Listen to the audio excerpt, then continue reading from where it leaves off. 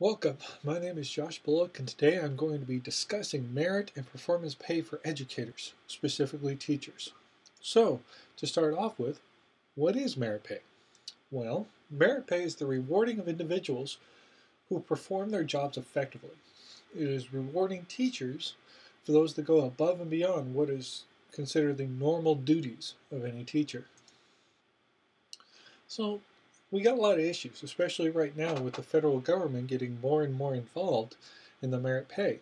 So we have a lot of different things. But people don't really look at the big part of this. So let me give you a little bit of perspective with this.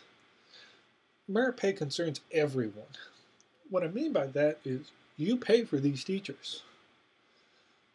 The teacher's pay comes out of some part of your salary because it's a federal program. So merit pay is a concern for you because for one instance, you have teachers that are doing extremely well and are looking to get paid more. You have teachers that are doing extremely well that don't really care about the pay. But you also have average teachers that do their job and get things done. So there's always concern for you about merit pay. So what are these issues that are being dealt with the merit pay? Well, the good side of this is we want to reward teachers. We want to reward teachers that are talented, they are innovative, they have the ability to increase student achievement, all of these different factors. We want to give something back. We want to give something to the teachers that are doing well. But you've also got the other side of the coin, the bad side. One is almost all of the merit pay systems are based on some form of evaluation. You're going to have an evaluation from the principal or some kind of district entity on how well the teacher is doing. And those evaluation systems are not structured yet. They haven't really been created. One that meets the needs of both the teachers and the administrators for what is good and bad, and then how to rate it. The other side of this is because you have those evaluations, you can start having district favorites. You can have administrators start to form attachments with teachers and be given higher scores based on that favoritism or the friendship that the administrator has with the teachers.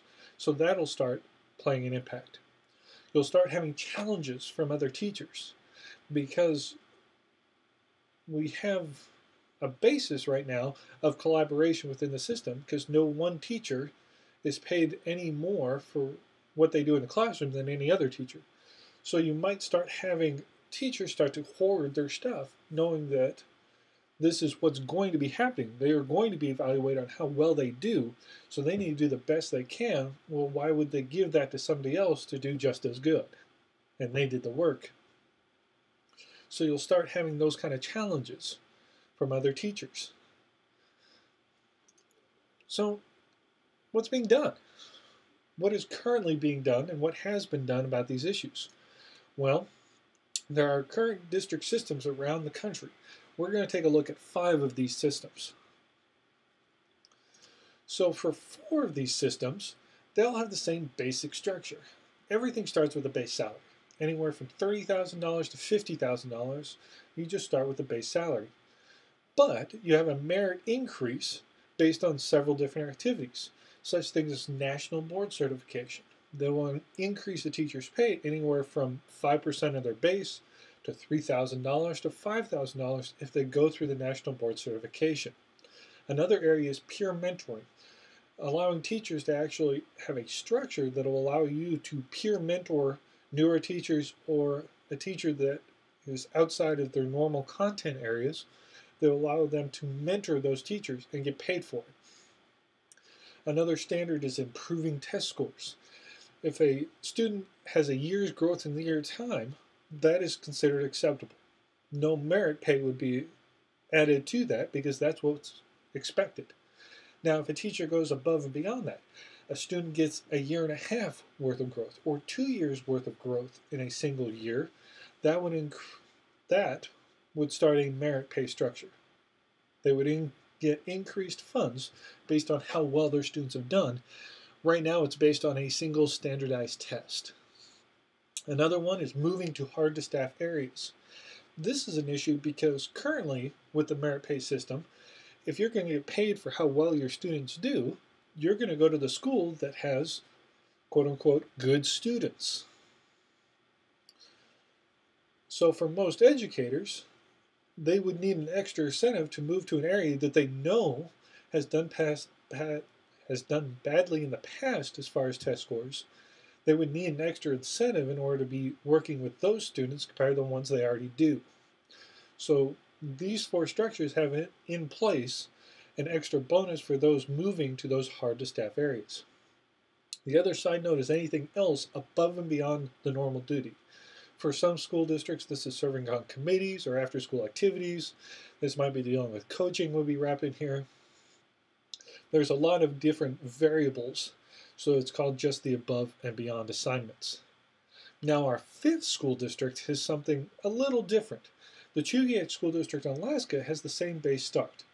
Yeah, everybody has the same base pay at the beginning, but theirs is based on an evaluation of everybody in the school in all content areas. So several times throughout the year, the teachers are evaluated on according to their criteria for how well they're doing in school, and they're rated from 1 to 7, 7 being the best. At the end of the year, the school district averages up all of the scores, and the school as a whole gets a score. So let's say on average, this school scored a 5. Well, what that means is for each individual teacher, you take the average score times 2,000. So in our case, it was an average score of 5 times 2,000 is $10,000. That is the merit pay that each teacher would get because of their evaluations. A different approach. We will see how it continues to work in the future. But now, since 2001, and now 2009, 2010, we have federal government involvement more and more with merit pay and performance pay. Currently, there's a fund out there called the Teachers Incentive Fund created by President Obama. And part of this fund deals with the merit or performance pay. And what it requires is that districts have a transparent evaluation system that everybody understands, that it is fair, and that it is rigorous for everybody involved. Now, they don't provide any examples or methods that would be required for this, but it is one of the requirements in order to be able to get these extra funds for individual school districts. And right now, I believe the current amount available is $3.8 billion for applications, anywhere from $100,000 to $750,000 per application. So there are several districts and several states that are going after this funding, and part of that funding is merit pay. So we have more and more involvement. So in the end, it relies on us, all of us, to take a look at what's going on, to take a look at, do we want this merit pay system? And if so, well, how are we going to evaluate a merit pay? Thank you for your time.